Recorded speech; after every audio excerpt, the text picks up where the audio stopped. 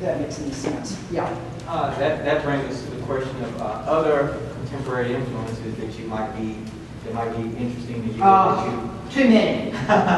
Too many. Oh my gosh. You know what? I have loved art history all my life. So you can look at my library and just see where I go from thing to thing to thing to thing to thing. And everything from Indian miniature painting, and I mean India, like, you know, New Delhi miniature painting, where I learned a lot about color and design, looking at those things way back in graduate school, to American Indian Nakoma pottery, to oriental rugs and hooked rugs and all the decorative arts kinds of things.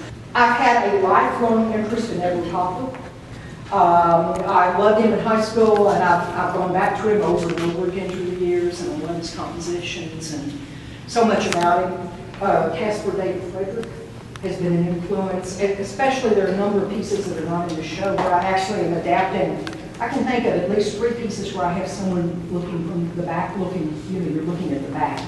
Just all the Americans. But I'm even discovering Europeans that were not in my art history classes. They skimmed over them, especially a lot of the English painters. We all know about Isha Floyd and Stanley Spencer, whose work I admire a lot. But there were all these other interesting English realist painters in the 20th century that I'm only right now discovering.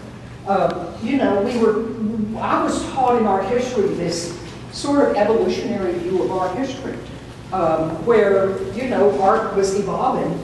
And in fact, I'll tell you what, when I was at TCU as an undergraduate, my life drawing teacher, who was the head of the department, told me in life drawing that I would never need to know how to draw the figure, that art had evolved to such an extent no one would ever draw the figure again.